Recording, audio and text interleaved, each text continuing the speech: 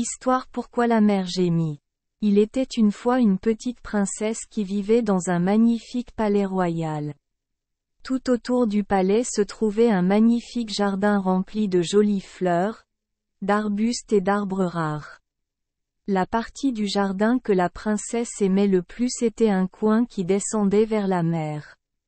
C'était une petite princesse très solitaire et elle adorait s'asseoir et regarder la beauté changeante de la mer.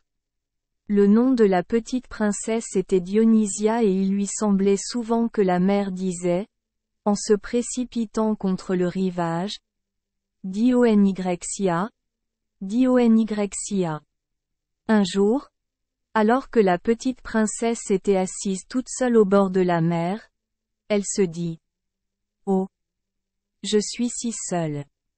J'aimerais tellement avoir quelqu'un avec qui jouer.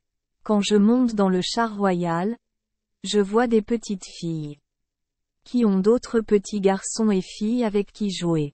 Parce que je suis la princesse royale, je n'ai jamais personne avec qui jouer avec moi. Si je dois être la princesse royale et ne pas jouer avec d'autres enfants, je pense que je pourrais avoir une sorte de chose vivante pour jouer avec moi. Puis une chose des plus remarquables se produisit. La mère disait très lentement et distinctement, encore et encore pour qu'il n'y ait aucune erreur. Dionysia, Dionysia. La petite princesse s'approcha de la mère, aussi près qu'elle osait s'approcher sans risquer de mouiller ses chaussures et ses bas royaux. Tout droit sorti de la plus grande vague de toutes, un serpent de mer est venu à sa rencontre. Elle savait qu'il s'agissait d'un serpent de mer d'après les images de ses livres d'histoire royale, même si elle n'avait jamais vu de serpent de mer auparavant, mais d'une manière ou d'une autre, ce serpent de mer avait l'air différent des images. Au lieu d'être un monstre féroce, il avait l'air gentil, doux et bon. Elle lui tendit aussitôt les bras. Viens jouer avec moi, dit Dionysia.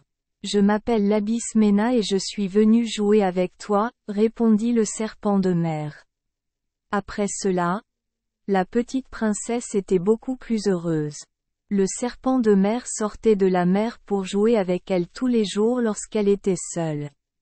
Si quelqu'un d'autre s'approchait, Labysména disparaîtrait dans la mer et personne d'autre que Dionysia ne la verrait. Les années passèrent rapidement et chaque année, la petite princesse devenait une princesse de plus en plus grande. Elle avait enfin 16 ans et était vraiment une princesse très adulte. Elle appréciait toujours son ancienne camarade de jeu, Labysména, et ils étaient souvent ensemble au bord de la mer.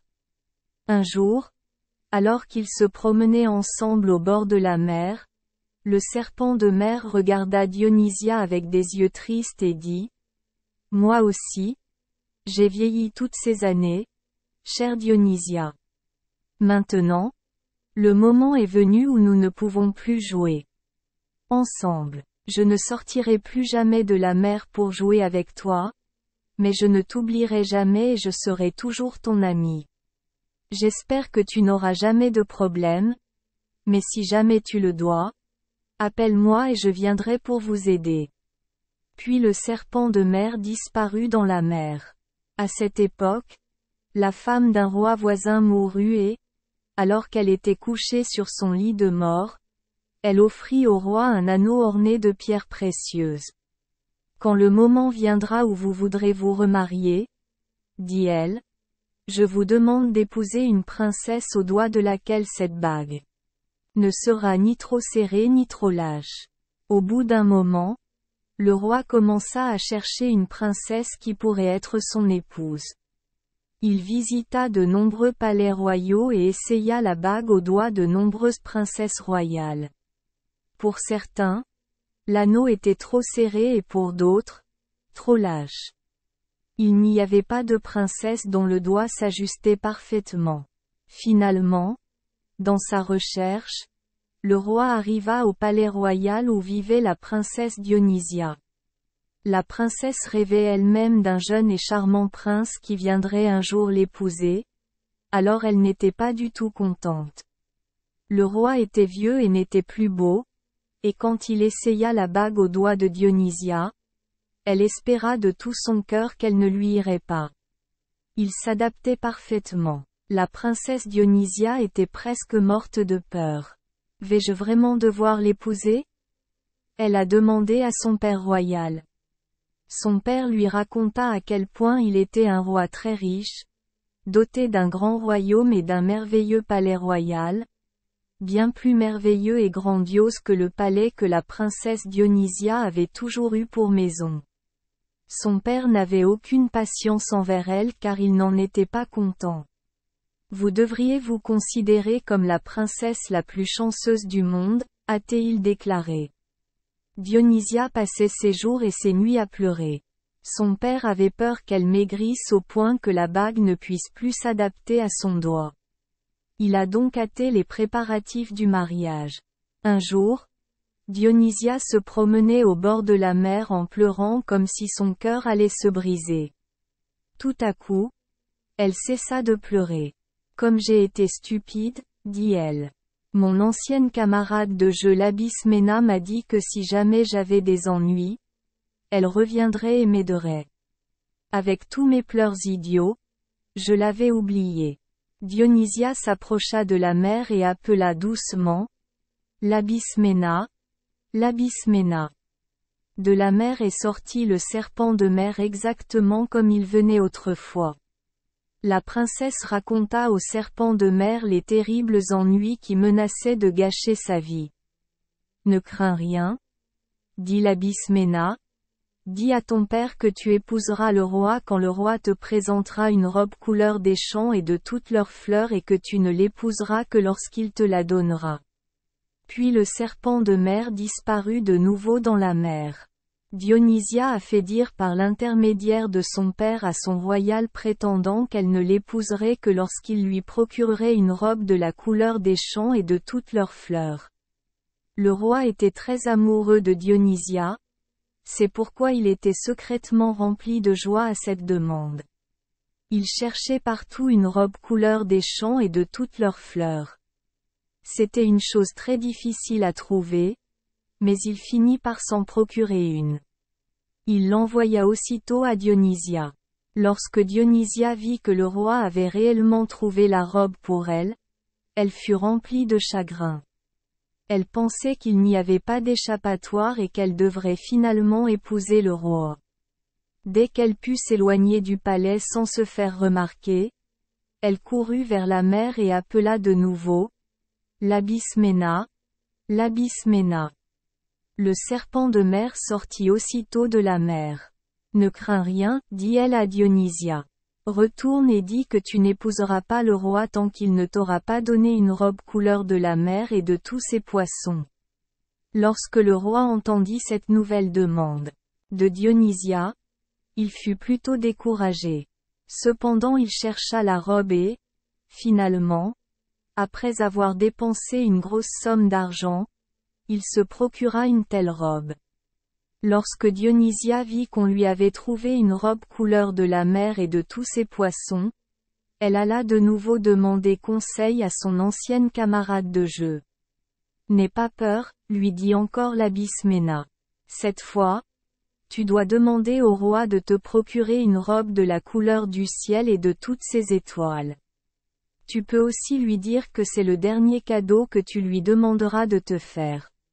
Lorsque le roi entendit parler de la demande d'une robe de la couleur du ciel et de toutes ses étoiles, il fut complètement découragé, mais lorsqu'il apprit que Dionysia avait promis que ce serait le dernier cadeau qu'elle demanderait, il décida que ce serait peut-être un bon cadeau.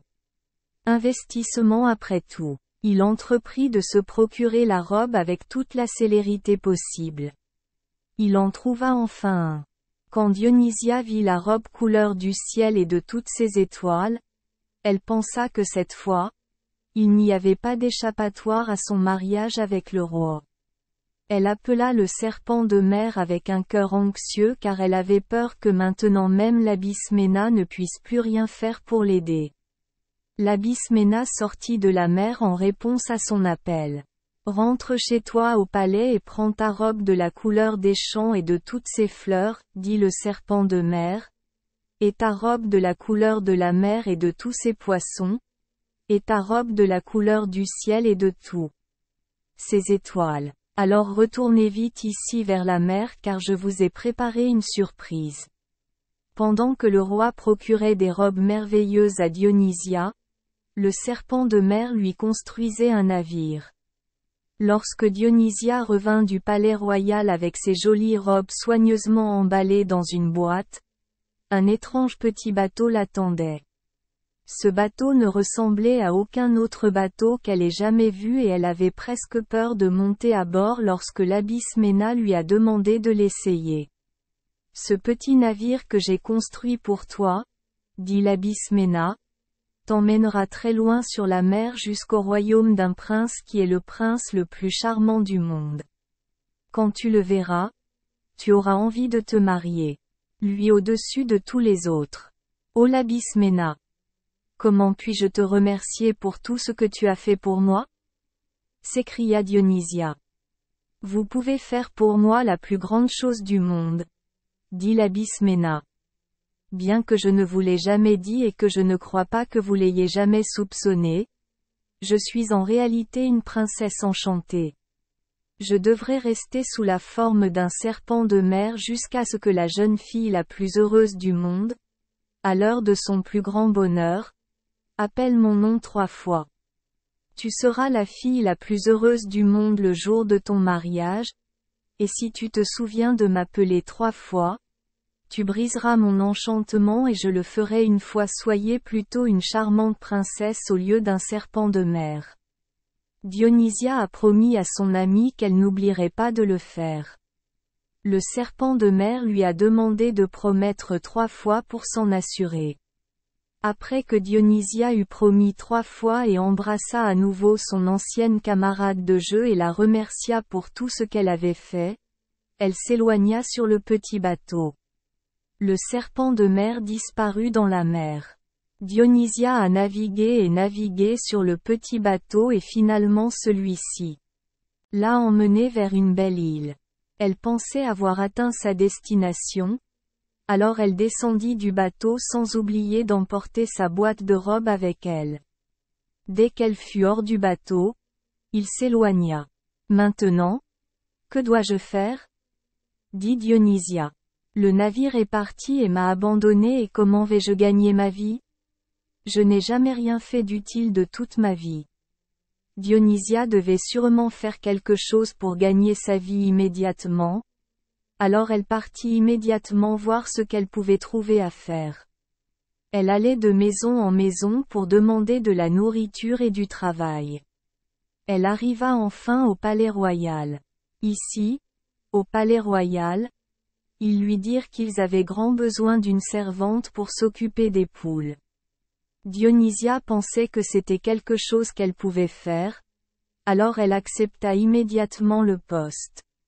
C'était, bien sûr, un travail très différent de celui d'être une princesse dans un palais royal, mais cela lui fournissait de la nourriture et un abri, et lorsque Dionysia songeait à devoir épouser le vieux roi, elle ne regrettait jamais d'avoir quitté la maison. Le temps passa et enfin une grande fête fut célébrée dans la ville. Tout le monde dans le palais y est allé, sauf la petite bonne qui s'occupait des poules. Après que tout le monde soit parti, Dionysia a décidé qu'elle irait aussi à la fête. Elle se coiffa et enfila sa robe qui était de la couleur des champs et de toutes leurs fleurs. Dans cette magnifique robe, elle était sûre que personne ne devinerait jamais qu'elle était la petite bonne qui avait été laissée à la maison pour s'occuper des poules. Elle voulait vraiment aller à la fête. Elle s'y précipita aussi vite qu'elle put et arriva juste à temps pour les danses. Tout le monde à la fête a remarqué la belle jeune fille dans sa robe couleur des champs et de toutes leurs fleurs. Le prince tomba follement amoureux d'elle. Personne ne l'avait jamais vue auparavant et personne ne pouvait savoir qui était la belle inconnue ni d'où elle venait.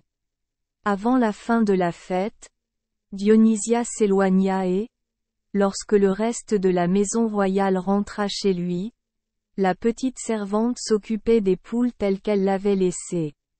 Le deuxième jour de la festa, tout le monde est parti tôt sauf la petite bonne qui s'occupait des poules. Quand les autres furent partis, elle enfila sa robe couleur de la mer et de tous ses poissons et partit à la fête. Elle a attiré encore plus d'attention que la veille.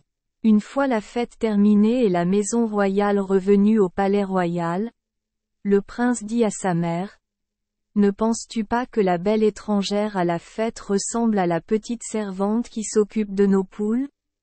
Quelle absurdité, répondit sa mère. Comment la petite servante qui s'occupe de nos poules a-t-elle pu porter des robes aussi magnifiques? Mais pour s'en assurer, le prince demanda au conseiller royal de vérifier si la petite servante qui s'occupe des poules royales était présente à la fête. Tous les domestiques racontaient qu'ils l'avaient laissée à la maison avec les poules et qu'ils étaient revenus la retrouver telle qu'ils l'avaient laissée. Quelle que soit la belle étrangère de la fête, dit le prince, c'est celle que je veux entre toutes pour ma femme. Je la trouverai un jour. Le troisième jour de la fête, Dionysia était vêtue de sa robe de la couleur du ciel et de toutes ses étoiles. Le prince tomba plus follement amoureux d'elle que jamais. Il n'a pas réussi à lui faire dire qui elle était ni où elle habitait, mais il lui a offert un magnifique bijou. Lorsque le prince rentrait chez lui, il ne mangeait rien. Il devint maigre et pâle. Tout le monde autour du palais s'efforçait d'inventer un plat qui tenterait l'appétit du prince. Finalement la petite servante qui s'occupait des poules dit qu'elle pensait pouvoir préparer un plat que le prince mangerait. Elle prépara donc un plat de bouillon pour le prince et au fond du plat elle laissa tomber le bijou que le prince lui avait donné. Lorsque le bouillon fut présenté au prince, il était sur le point de le renvoyer intact, comme il faisait tout le reste, mais le joyau étincelant attira son attention. « Qui a fait ce plat de bouillon ?» demanda-t-il dès qu'il put parler. « C'est la petite servante qui s'occupe des poules qui l'a fait, » répondit sa mère. « Faites venir immédiatement la petite fille, » s'écria le prince. « Je savais que la belle inconnue à la fête ressemblait à notre petite bonne qui s'occupe des poules. » Le prince épousa Dionysia le lendemain et Dionysia était la fille la plus heureuse du monde, car dès le premier instant qu'elle avait vu le prince, elle avait su que c'était celui entre tous qu'elle souhaitait épouser. Hélas, dans l'excitation de Dionysia, elle oublia d'appeler son ancienne camarade de jeu, Labysména, à l'heure de son mariage, comme elle avait promis de le faire. Elle ne pensait qu'au prince. Il n'y avait aucune échappatoire pour Labysména. Elle a dû rester sous la forme d'un serpent de mer à cause de la négligence de Dionysia. Elle avait perdu sa chance de sortir de la mer, de devenir elle-même une charmante princesse et de trouver son propre prince charmant. C'est pour cette raison que son triste gémissement se fait entendre dans la mer jusqu'à ce jour. Peut-être l'avez-vous remarqué. Vous entendrez souvent l'appel venant de la mer lorsqu'elle se brise contre le rivage. Dionysia, Dionysia. Pas étonnant que la mer gémisse. Il suffit de rendre triste un serpent de mer pour être oublié par la personne même que l'on a le plus aidé.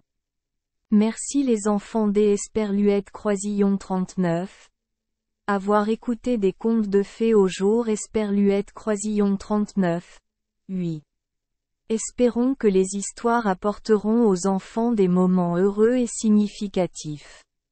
Si vous aimez notre chaîne, veuillez appuyer sur le bouton S Esperluette Croisillon 39. Abonner, pour ne manquer aucune histoire intéressante. Je vous souhaite une bonne nuit de sommeil et de beaux rêves. Rendez-vous dans la prochaine histoire.